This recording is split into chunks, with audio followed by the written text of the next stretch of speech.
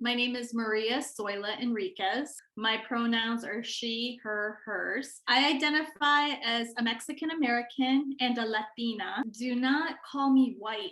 My family is from Mexico. I speak English with some Spanish. This is what looking bilingual means to me. Yes, I'm excited for you to share your story. Actually, really what I love about your story is going to be a continuous theme, I think, for you, and definitely what I think fuels you in a lot of ways, your special bond with your grandparents. And so I'd love to hear more about that and your special way of communicating with them, especially your grandfather. My grandparents, I was so very close to them, Santa Ana and Domatila Montaño, and they're both from Mexico. 1940s is when they came over into Texas. Grandpa, he had 2 trucks and he hired a group of men and they were migrant farm workers. And he worked really, really hard to provide for his family. Grandpa would be out in the fields along with grandma and then their children, including my mother. I grew up going down to Texas to visit them in the summer times. They would take me out to the fields that they would work. I remember walking along the fields with my grandpa, and he would reach down and he would pick up the dirt and he held it in my hand. And he didn't speak any English. He only spoke Spanish. And I only mostly spoke English. I spoke very little Spanish. So like the way we communicated was really through touch and through just like looking at each other in our eyes. And there was just kind of like a mutual understanding, just like human to human, that kind of surpassed language. But he wanted me to visit these places where he worked, and he wanted me to be proud of our heritage and where our family came from. And I so loved that and needed that because, growing up in the 80s, as a little girl, there was so many representations of Mexican Americans and migrant farm workers, and just that were so negative. The idea, right? The idea of like the illegal alien was like prominent in news reports, and coming to steal jobs or being lazy. And like my grandparents, for me, they opposed all of those negative stereotypes. And I was just so touched by how hard they worked and how proud they were of what they were able to accomplish, making so very little. Like migrant workers don't make a lot at all. I think like $5 a day is what grandpa was making for literally back-breaking work. They were very proud of what they were able to accomplish. And so they took special pride in taking me to these places, and then even crossing the border and going back into Mexico to like remember our roots. It was very, very special growing up and my relationship with them. And that's so beautiful that you got to experience that. You're so lucky that you got to actually see that with them. Not that it's any less important for people to see it without family members, but it's just extra, I don't know, it's so rich. Yes. So it's lovely hearing about that. And you talked about this a little bit, but could you share a little bit more about migrant workers specifically, because it's in your family history, but also where you ended up growing up mostly? I think this is the case for many Mexican American families and Latinx families in the Midwest, is kind of the trajectory of coming from Texas and then moving further north. And so my family ended up in Ohio because of all of the farmlands that were there. When people ask me like, where are you from? I always tell them, I'll say Ohio. And then I always get the next question of like, no, where are you really from? And I'm like, no, really, I'm from Ohio. What do you want me to say? But I love that. Where are you really? No. Where are you from? And it's like this unspoken. Yes, it's like, because we know you're not from around here. And so you're not real Ohio. Yeah. What is that? But the thing is like, I am real Ohio. Like, this is part of the history of Ohio and of many of the Midwestern states, because I always get, well, where are you from? Where are you really from? And then once I say, okay, I ask, what do you mean? And they're like, your family. And I'm like, Mexico. And then they always ask then, oh, do you speak Spanish? That's always the next question. Yes. And I have to brace myself for this next encounter because, again, I mentioned I speak some Spanish, but it's not very good. My mom grew up speaking English, even though my grandparents spoke Spanish to each other, and my grandpa only spoke Spanish. My grandma was bilingual. But grandpa experienced so much racism when they came to the United States, and especially when they moved up to Ohio. And he didn't want his kids growing up experiencing the same racism that he experienced. So my mom grew up hearing Spanish, but speaking English regularly in the house. And so because of that, she, only really spoke to me in English. And so that's how language got lost, at least in our family. All of my cousins, the more I would be around it, it was like, yes, I got it. And I would even speak it as well. When I was 10 years old, we moved out of our neighborhood, which was a predominantly Mexican American neighborhood. And we moved into a predominantly white community. At that point, it was when I really started to lose the Spanish that I knew, lose my connections, my cultural connections.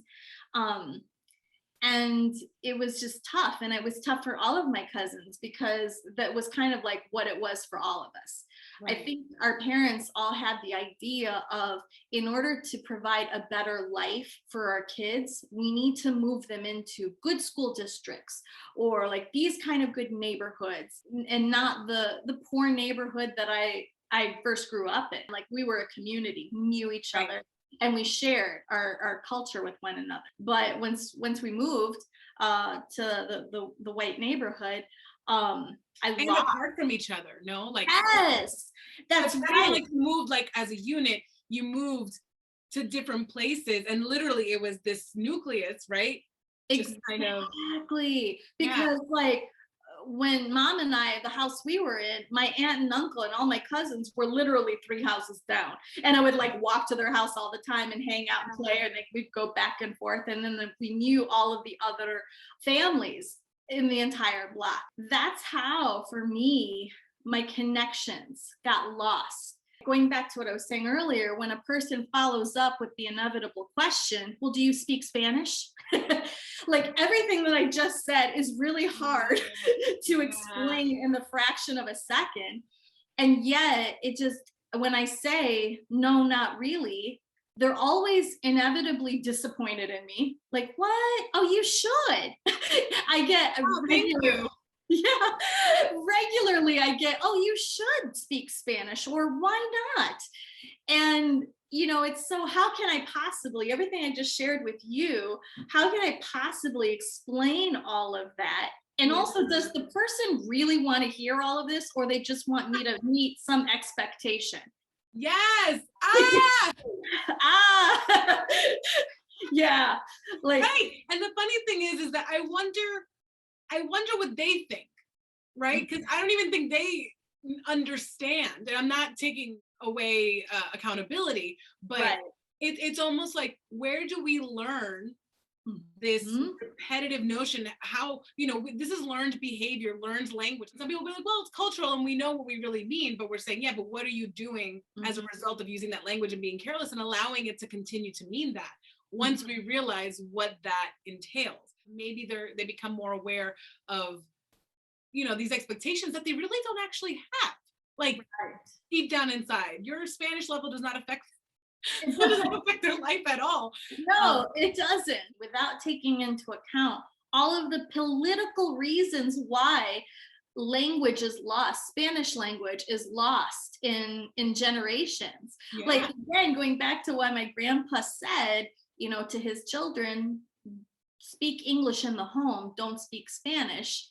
Like, there's very specific reasons. And we hear it nowadays. We hear it with people saying, learn English, you're in America, speak English, and people don't realize the impact that has on families and generations. Yeah. You know what? Speak Gaelic. Isn't your last name McGuire?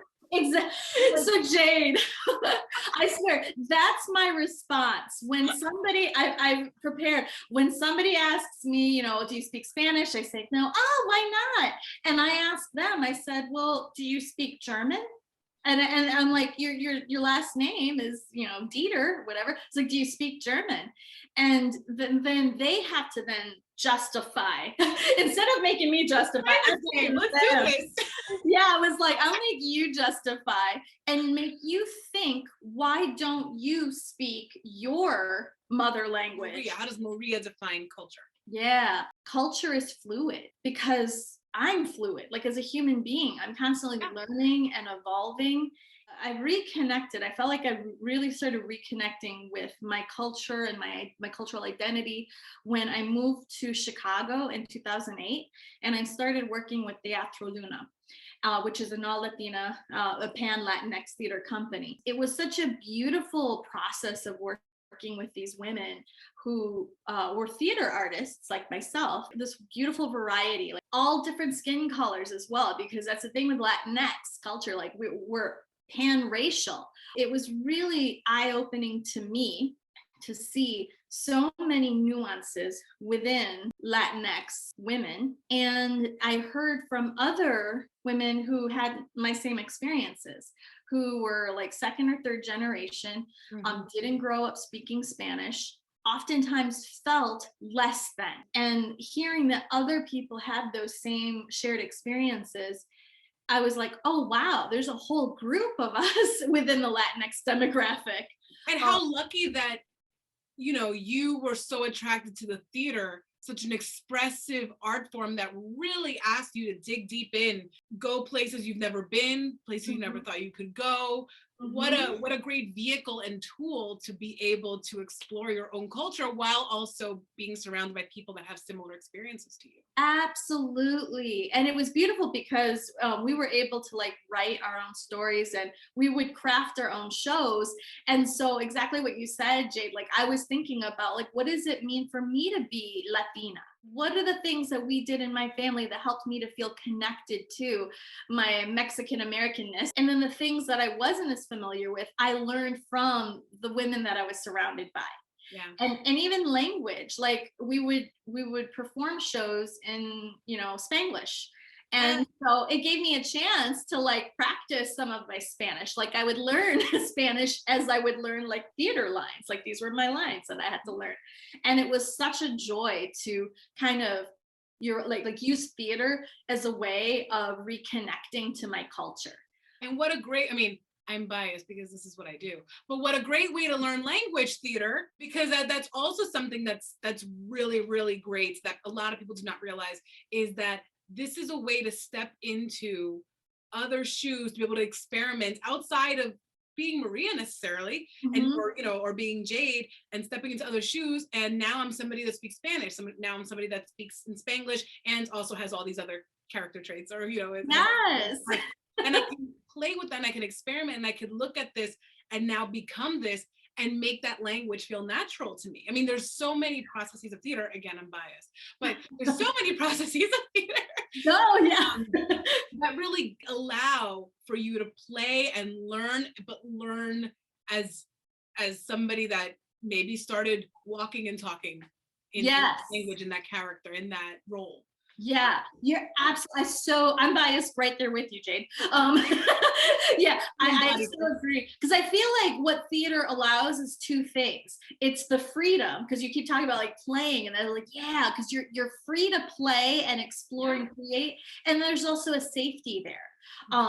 And there's a safety there that's maybe not always present if I'm just trying to speak Spanish to a fluent Spanish speaker. I feel insecure in those moments. If I'm trying to talk, even if that person has no judgment against me, I'm judging myself because I'm like, crap, why isn't my Spanish any better?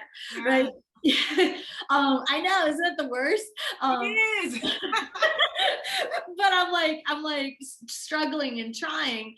But in theater, it's like there's freedom and safety. But I think like, you know, what the work that we do in Teatro Paloma, you know, like Latinx theater companies, it's so vitally important because we put the work out there that we know is true to who we are, and it expands notions of what Latinidad is versus reinforcing these stereotypes.